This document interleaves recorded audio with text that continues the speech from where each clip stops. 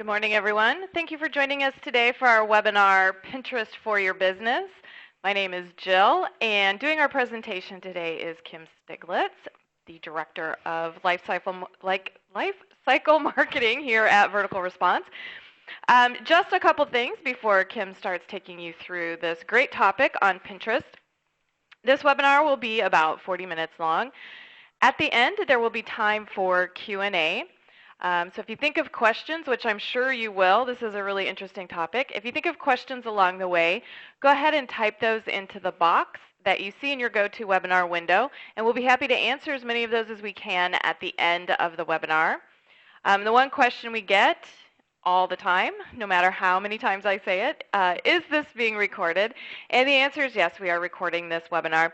It will be available next week on our resources site on Vertical Response. If you haven't checked that out, we did a revamp and it looks much nicer now and it's easier to find our resources there. And we do have recorded webinars there. So the easiest way to get there is verticalresponse.com and then click on resources and you'll find them there. So the recorded version of this will be up there next week. And with that, I'm going to hand this over to Kim. Great. Thanks, Jill. And I wanted to welcome everyone to our Pinterest for Your Business webinar. And as a self-proclaimed Pinterest addict, I was completely thrilled when Jill asked me to host this webinar, because not only is Pinterest really fun for personal use, but it can be great for your business as well. And I'm here to show you just some simple ways to get started today and dip your toe in the Pinterest water and show you that it's not scary and it can be very useful. So here's the agenda for about the next 40 to 45 minutes. We'll go through it, and then we'll open it up for Q&A and field your questions. And as I go along through the different slides, I'll also just sprinkle in a few simple tips that will help your business with their Pinterest efforts. So what is Pinterest? Well, Pinterest is a pinboard-style social photo sharing website that allows users to create and manage theme-based image collections, such as events, interests, hobbies, and much more. Users can browse other people's pinboards for inspiration, repin images to their own collections, or like photos. And Pinterest's mission is pretty big. It's to connect everyone in the world through the things they find interesting. Simple, but connecting everyone in the world through things they find interesting. It's a rather interesting mission statement. And many users love Pinterest because it's like getting a whole bunch of magazines without adding clutter to their house and without any cost. And it's all organized on your computer so you can access your favorites at any time. And this is just a little fun fact. In case any of you are wondering, the most popular pin of all time on Pinterest, are you ready for it? Mm-hmm. It's pretty epic, is a recipe for cheesy garlic bread. It has over 91,000 pins and 12,000 likes. And the most followed board, very interesting as well, has just 7 pins and over 3 million followers. But it also belongs to the most followed user on Pinterest, and her name is Jane Wang. So let's talk about, how does Pinterest compare to all of these other social networks that we're all out there trying to have a presence on, like Facebook and Twitter? Pinterest is now the #3 most popular social network in the United States, behind Facebook and Twitter, according to Experian. That's pretty incredible, considering that they launched as a closed beta in March of 2010. So they didn't open up into an invitation-only beta until a little bit later, so they have grown insanely. Pinterest is also driving serious traffic for some brands. It's now driving more traffic than Google+, LinkedIn, and the third one's kind of funny, MySpace, combined. So it's definitely something to consider. It is driving traffic. But one of the many questions is Pinterest good for my business? In other words, should I jump on board, and should my business be on Pinterest? I'm trying to do so many other things. Does it make sense to add yet another social network? And that's one of the questions we hope to answer today. And a lot of times when we're talking to our own customers, we get, does it have to be a certain kind of business to be on Pinterest? And I would say not necessarily, because your pins are really collections of inspirations, and they don't have to be literal to your business. As Vertical Response, we're an email service provider, but that doesn't mean on our Pinterest boards that the only thing we pin is email, because that could get a little boring. A little. And we're not maybe going to connect with as many people about that, especially considering the most pinned thing of all time was cheesy garlic bread. I think we need a cheesy garlic bread board, but it's just another way and channel to connect with your customers and followers, so you don't have to be completely literal. And so I think it's, any type of business could really consider using Pinterest. So who are all these people who are using Pinterest and are following other people? So according to App Data and Facebook, 97% of Pinterest users are women. I don't think that's a big shock to anyone. And the biggest demographic are women ages 25 to 34. This is something else interesting.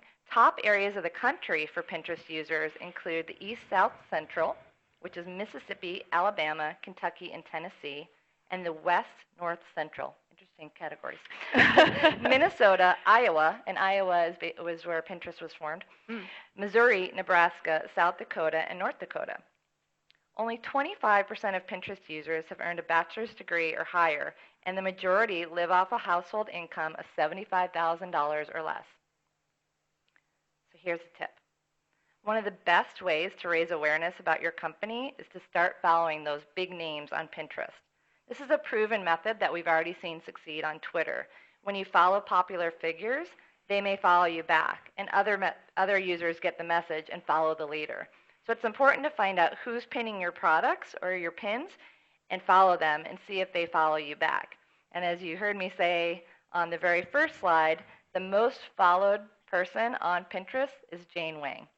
And I'm going to show you some resources later where you can find out who are the most followed people, what are the most popular pins, all of that good stuff, so that you can really have some good resources and know how to get started if you want to go that route. So what are users doing on Pinterest? What are they spending their time doing?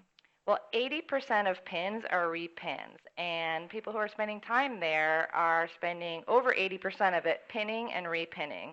Only about 13% of time is liking, and less than 1% is spent commenting. There's not a ton of commenting. There is some, and it's getting the engagement, but nothing like on Facebook and on Twitter. So how much time do users spend on Pinterest? We see what they're doing, but how much time are they really spending there? According to ComScore, the average Pinterest user spends 98 minutes per month on the site. But how does that compare? Well, other users spend about 2.5 hours on Tumblr and 7 hours on Facebook. That's 10.5 hours on just 3 social media sites. It's like no wonder none of us are interacting anymore. We're all sitting on social media all the time. But that's a significant amount of time for, a relatively new social network, 98 minutes. So thinking about that, they're spending a good majority of that time pinning and repinning. So if your business is there, people will be seeing that content and repinning it and getting it in front of a new audience and a new set of eyeballs. And it's about connecting with those people so you can continue to grow that audience and grow that exposure for your company. More than 1/5 of Facebook connected users are on Pinterest daily. That represents more than 2 million members. And this is something that we always get asked for email marketing is, what's the best time of day to send my email? And we're very famous for saying, it depends. But one of the statistics that's come out of Pinnerly is that the best hours to pin are from 8 p.m. to 1 a.m. Eastern Standard Time. So people are going on Pinterest after work, after they get the kids to bed. And that makes a lot of sense considering the user demographics. After they get the kids tucked in bed or everybody's done for the night, they can get on and do their pinning and all of that activities. But when do you do your most pinning, Kim? I actually do a lot at night, but I also, because I live in a major city, I do a lot of my pinning on the train on the way to work in the morning. That's right. So I might be a little bit outside that norm. But yes, Jill knows my I do know. So what are the most popular categories? And the reason we're discussing this is because if you are going to have your business have a presence on Pinterest, it would make sense to do a little bit of research on what's popular because you would want to maybe have some boards in these categories. So according to business intelligence firm RJ Metrics, 17% of all pin boards are categorized under home, followed by arts and crafts, style and fashion, and food, of course, near and dear to our heart, and inspiration and education. Of those, food is the fastest growing category, and it's also the category that gets the most repins, thinking back to our cheesy garlic bread. And it generates on average more than 50% repins, more than the second most reshared category, style and fashion. So we're all about the food and the fashion on Pinterest, it seems like. The study also identified the most popular board names on Pinterest, and this is something to consider as well as you start to have a presence. More than 3% of boards are titled For the Home, followed by My Style, Products I Love, Books Worth Reading, and Food. And I thought what was interesting when I read that statistic is those first three, For the Home, My Style, and Products I Love, are all default boards that come when you sign up for Pinterest. So you can create as many different boards as you want and call them anything you want, but those, My Style, Products I Love, For the Home are all default boards. And so what's happening as users are coming on, they're keeping those default boards and populating them. So it's pretty interesting. And interestingly enough, as we're talking about using this for your business, pin boards about products tend to generate the most likes from users. So they may not be getting repinned as much as something like food, but they're getting more likes than something like food would. So let's talk about some popular referring domains. I would say, does anyone have a guess about what the most popular referring domain is? But you can see it right in front of you. Etsy, online crafts marketplace Etsy, is the most popular source for pins, accounting for more than 3% of all the content on the site. And if you follow Etsy's boards, you'll see them all over the place. Yeah. And they're followed by Google, Flickr, Tumblr, and one called WeHeartIt.com, which I'm not familiar with, but those are the top 5 sources, and you can see they go down from there. And you can tell when you look at it as well, based on the popular pins that you were just talking about on the previous slide, it makes sense that these would be the most popular referring domains since there's crafts and foods and stuff. Martha Stewart makes total sense. Polyvore is all fashion. You can make your own kind of fashion boards, and those are shared wildly. Anthropologie, actually have an example from Anthropologie a little bit later on in the presentation. And what I think you'll see throughout these, and if you go and you follow these companies on Pinterest, is that they make it very, very easy to share their pins and to pin, and that's a key to success for your business. But I think it's also nice to see on here that Google is the second most referred domain, which is great for business since not everybody has a business on Etsy, but you're using your SEO terms can help get you there as well. And Amazon, since if you're selling a product, that's a great thing too. Absolutely, and we're going to talk about really how to optimize your profile a little bit later on too, so you can make sure you get all the traffic that you can. So, but can Pinterest seriously help your business? Let's get down to that. And I love this slide because it had some great little nuggets for it. And it talks about, the top one, Pinterest users who shop online follow 9.3 retailers, while Facebook users follow 6.9, and Twitter users follow 8.5. And, there's been a lot of debate about advertising on Facebook, and is it worthwhile, and is it really like trying to sell to people while they're at a bar? And, there's been a ton of, studies out, like, is it really the audience where you should be trying to sell to them? And, Pinterest is a little bit better fit for that in that it's just inherent. People are going on there and saying like, oh, I like this. This is my coveted thing. If my closet could be as good in real life as it is on Pinterest. We also see that a call to action pin description sees an 80% increase in engagement. And we'll talk about whether or not you should use prices on your Pinterest.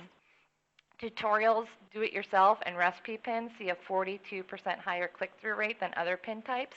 And Jill and I often laugh because, we're like, Pinterest is really about more than just French braids and manicures and wedding dresses. There's actually some really useful things in there, and it's incredible the things you can learn and discover. And this last one is what really hits it home for businesses, is that Pinterest referrals spend 70% more money than visitors referred by non-social sites.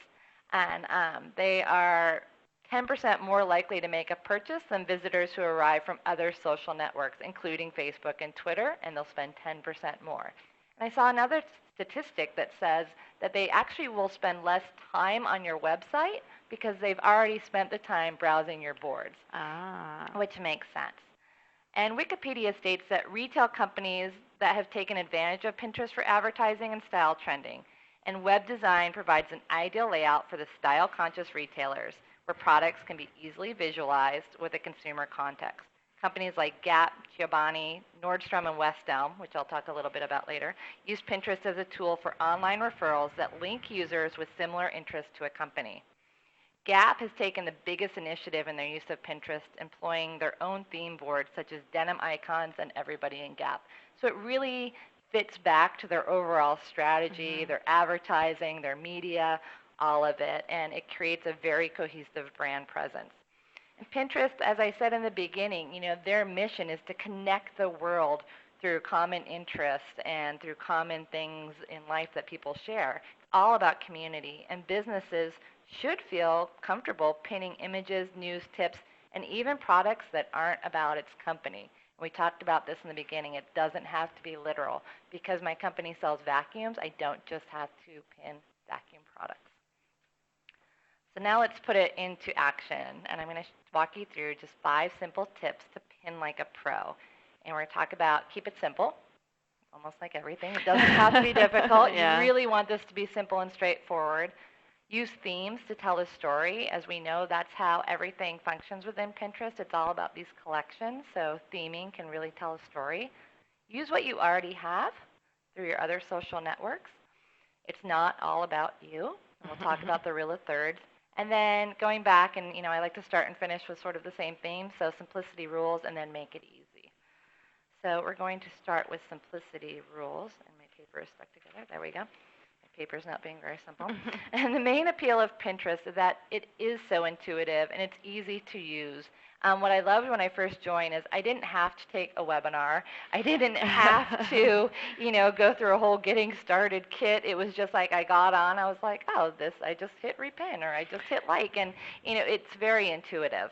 It's like a big collection of these virtual bulletin boards, and it's easy and understandable even for the newest of users like myself. Because the site is so simple and clean, it's important that you respect and maintain that aesthetic. And you'll see, you really want your image quality to be good. You don't want blurry images or things that don't look very professional. Because many Pinterest users, we talked about who that demographic is, they want this virtual escape to a place that's pretty and modern and clean and visually appealing. Perhaps unlike their own environments at home of, these busy, working moms or stay-at-home moms, Pinterest has gone so far as to be called lifestyle pornography. It is such that, nice escape of this, very design-heavy aesthetic. So we really want to make it easy on other users and followers by creating visually appealing boards that link back to the information or the product that we're featuring. So it should never require more than 2 clicks. And as I show in this example, on this board from Love versus Design, they have their organization and storage board. So you see their first pin. It's for these printable recipe cards. So they pin it on their board. And then when you click that pin, on click 1, you'll see on the right side here, here's the card. And then when you click on that, then you go right to their website directly to the product. So it's very simple user experience. And pins are always the most useful when they link back to the original source, as this one did. It would be a little bit misleading and not a great customer experience had I clicked that and then I went to something completely not related, or I went to some blog post about it that wasn't, and you don't want your follower or the user to have to hunt and peck and try to find it. And you always, if you're posting something, you need to respect the source. You can't, try to make it your own if you're taking it from somewhere else. You don't want to steal someone else's work, whether it be an image or their design or any of that. You have to respect the source.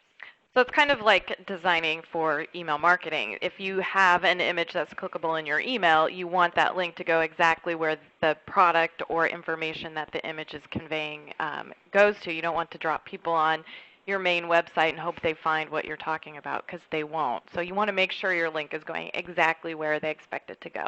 And people expect that and will really demand it. And what's great is if you notice that a pin is not sourced correctly, you can leave a comment so that the original pinner can update the source.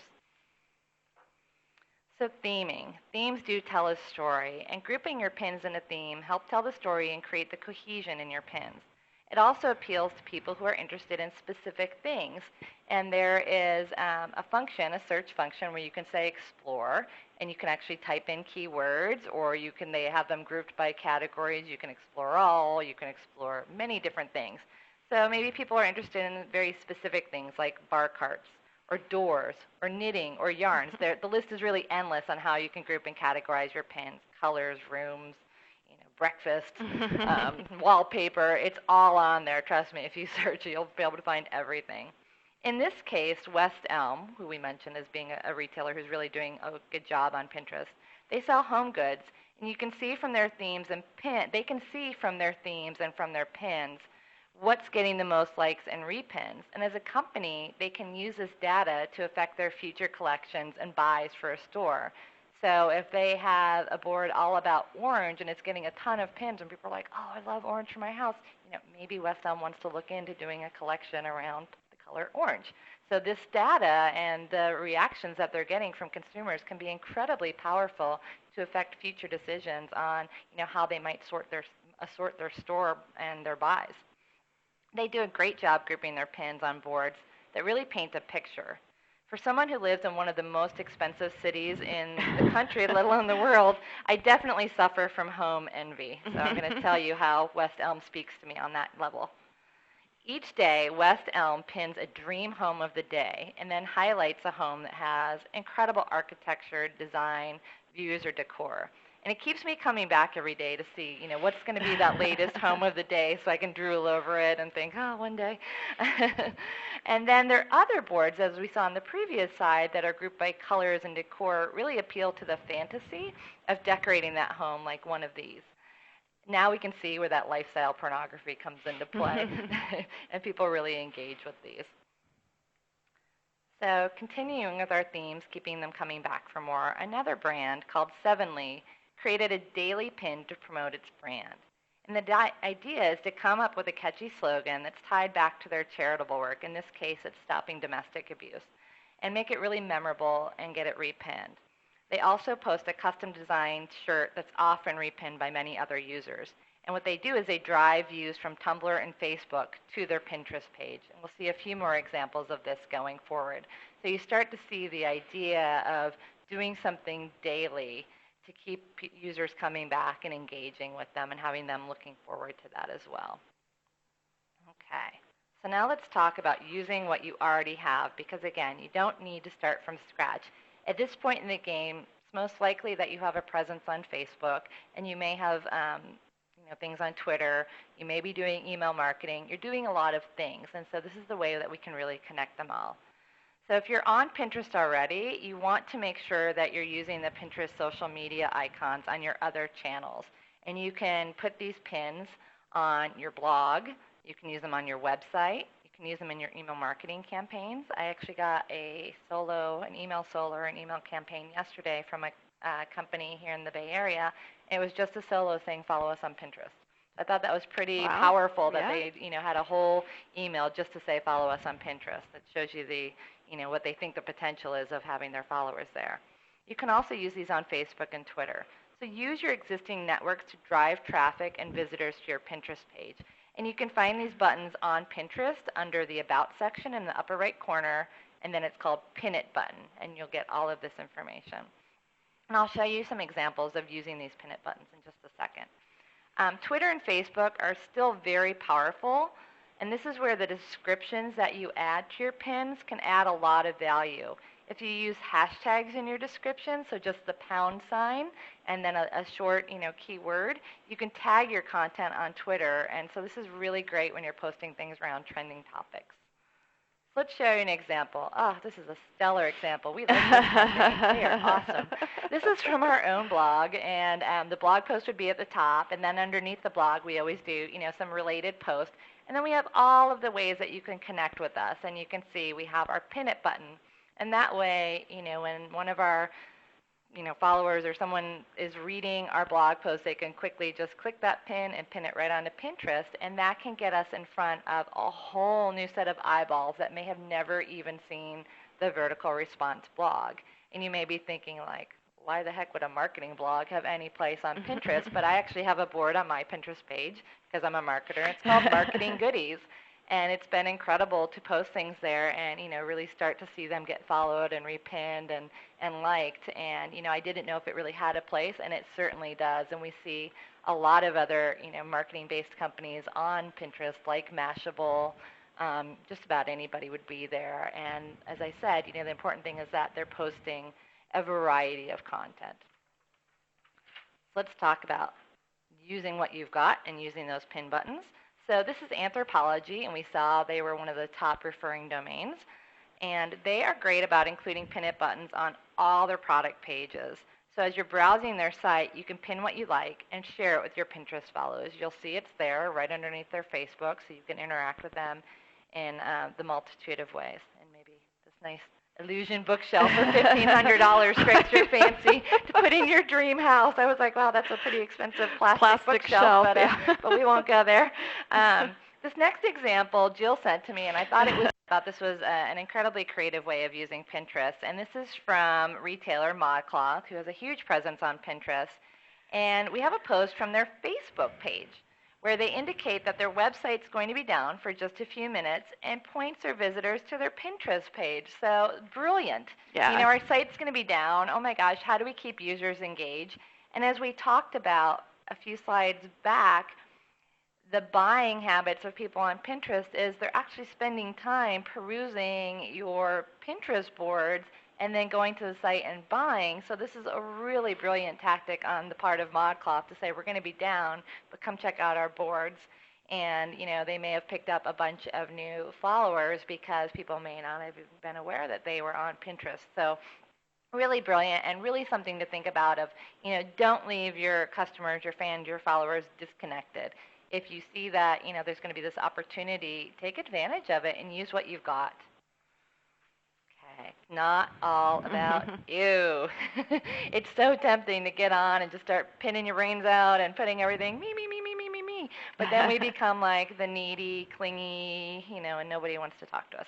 So, it's tempting to just post pins about only the products you sell.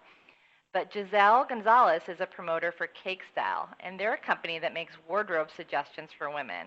And they say one key is to post interesting news tidbits, tips, and products from other companies. The horror. Maybe not a direct competitor. And she says Pinterest users are savvy in spotting a board that's too self-serving and only post product photos. It becomes very apparent. It's not very engaging because they only have one thing to offer you. Many of us have heard of Auric. They're a vacuum company, and they keep their boards really fresh, dedicating boards to gorgeous flooring options, crafts, and a lot of unexpected topics that you see on this slide. You can see they've got Craftastic, Party Pretty, Stop By, I'll Cook. So it sounds to me like the people at Auric really did their homework and looked at, food being one of the top things, and really tapped into this. And there's a lot of unexpected things here too, like blue is our favorite color. It's really fun. Like you wouldn't expect that from a really old school vacuum company. So I give them kudos. But I'm going to show you what I really loved when I was on Auric's site. Auric's board, Furry Friends. It's a collection of cute, cuddly, and downright furry friends. And the board is really striking a chord with their customers as it already has over 1,200 followers. It's unexpected, it's fun, and it's memorable. But it's also completely on spot for their brand. Pets and all these cute, cuddly, furry things have fur. Fur sheds, and fur needs to be vacuumed. So it's a brilliant way of really connecting something, that people love and are very, passionate about their pets, but it directly goes back to the vacuum cleaner. So I thought that was really brilliant. One of the things I wanted to talk about in this, it's not all about you, is a concept of the rule of thirds. And I found this in an article from Amy Girth from the Tribune. And the basic formula for the rule of thirds is that 1/3 of the time on social media, you should post about yourself and your brand. Fulfilling this is pretty easy, right? It's everything that you would post, your own blog post, company updates, professional achievements, awards, all about you. That one's easy. We've got that, right? 1/3 of the time should be about areas of interest and expertise, but using material from an outside source. It's just a matter of showcasing your knowledge on the things you're passionate about. This could be your industry, or a company from another publication, blog posts from other blog posts about things you find compelling, or websites that interest you. And chances are that people in your online network will find these things interesting too. And this is what Pinterest was made for. And then the last third on social media, just be yourself. Interact, ask questions, answer questions, comment, retweet, repost, repin. Be you. Just be you. Don't be anybody else. And, we talked about this walking into the webinar, and I told Jill, I have social media networks for business and for personal. And for Pinterest, for me, is really much more personal, where I'm just being me. I do a little bit of that, the thirds here, because I have my marketing goodies board and I share that. But really, for me, it's my personal outlet to just be me and engage in the world as Kim, not as Lifecycle Marketing Director. So lastly, we wanted to bookend this, starting about being simple and then making it easy. We saw this example as well from Anthropologie.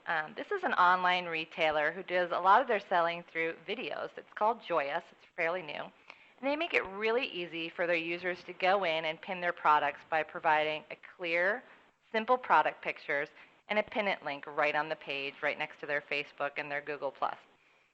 When you click to the pin, here's what it does. Flip through. The image populates and the text pre-fills the description box. You can edit it by the pinner and you can choose the board.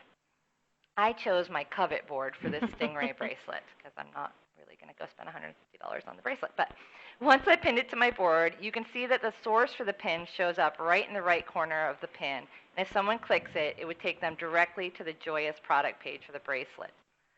So here's where the debate comes into play. Should you have a price on your pins?